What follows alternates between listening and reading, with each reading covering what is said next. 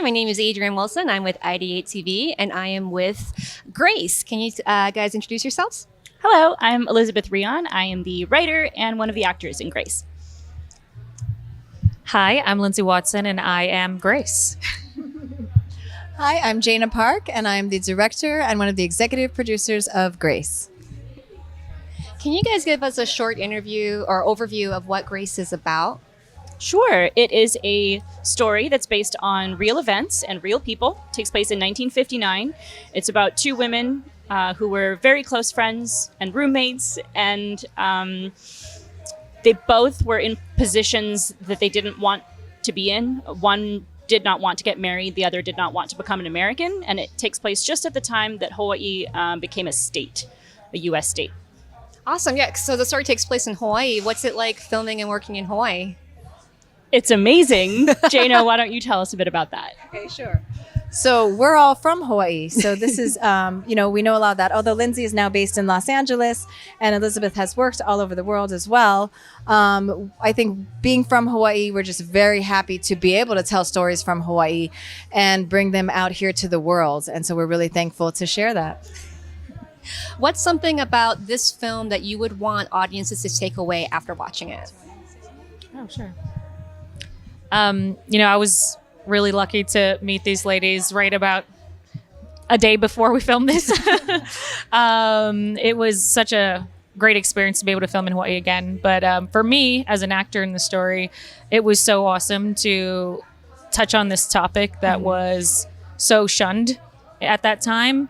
And it's fun. I think when people watch it, you take away what you want from the story. I think that was what was so fun. Elizabeth's such a great writer, and Jana did such a great job directing, that there's so many things said in the quiet moments. And I think your second watch, you'll even see more and catch more. So I really hope audiences just walk away seeing a female-led story in Hawaii with a full female crew behind as well. Awesome, Anne here. And I just really hope that they get to enjoy a topic that was not given that space before. Well, as somebody who is a huge fan of all of your guys' works from previous experiences and everything, I'd love to have some insight onto why you guys are the ones to bring this story forward. Like, what makes it so personal to you, and what makes your experiences shaping the story itself? I think what makes it incredibly personal for me is that it's a story about members of my own family. And I get to see myself mirrored in them. And this was 2 generations ago, and I get to see the differences that women have come through and the amazing strides that we've taken since Ruth's time in 1959 and Grace's time in 1959.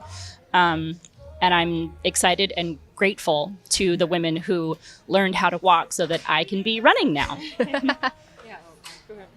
Yeah, and I think, like, as a queer filmmaker myself, it was important to direct this film because we've worked together usually I produce.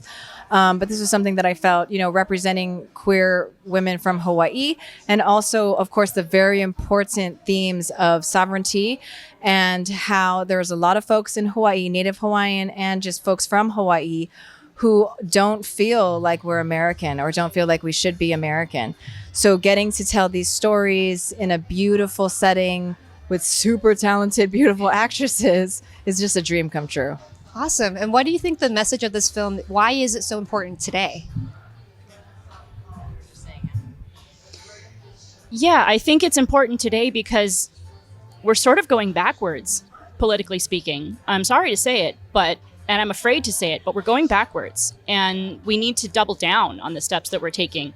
So if Ruth and Grace were figuring out, how do I have a life that's my own as a woman, as someone who's not white, in a place that's being taken over, we can ask ourselves the same questions. How do I have my own life that is mine in a place that's being taken over by people who don't have my best interests at heart? How do I make my life my own? Right. So that's such a powerful message too. All right. Well, going back to the softball question, what's your favorite memory from working on this project? I'd love to hear from all 3 of you if that's possible. I think The house was the most Okay. meaningful to me. The house that we shot in is a beautiful old home in Manoa, blocks from where this actual story took place. We could see my grandmother's home from this house. And I wrote to this homeowner, and I told her I was a filmmaker and I wanted to shoot in a house like hers. And she told me, come over, I'd love to meet you. And then I became friends with her, and she let us shoot in her house for free because the story meant so much to her. Oh, wow. So I think that's what I'm remembering fondly the most. Oh, that's so cool. Yeah. My favorite memory was the beach. Oh, It was just so fun. It was a dreamy sunset. We were in the cutest outfits and just running and playing. I almost forgot like it was our job for a second. It was just so fun. And when I see it on screen, I was like, oh my God, it's perfect. It's beautiful. And you can really see the love. No, you can. And I was thinking that like both of what you said was like, oh, those are such wonderful memories. But then I thought about the first time that I actually watched a rough cut of it. And most of the film takes place in this beautiful home where also her mom had recently passed, and that was her home. So we got to honor her mom with the film. But when I first watched the first rough cut and it got to the scene at the end with the beach, and I just started bawling because it was this image that I just hadn't ever grown up with. That was like a possibility of people here in my space living a life that I didn't think was real. You know what I mean? Or like an option. And so just the fact that we had made that and that other people can now see that, or just that we can even make it, just that it can be made now, was so meaningful to me. So that was, yeah. absolutely. Sounds like there's a lot of hope in that message too, and making other people realize it's not always as bad as it seems. I'd like to know if you guys are comfortable sharing where our audiences can find you.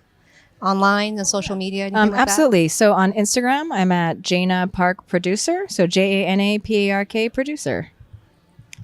You can follow me on Instagram at Lindsay, LindsayWatson. There's a lot of Lindsay Watsons out there. Why? Why?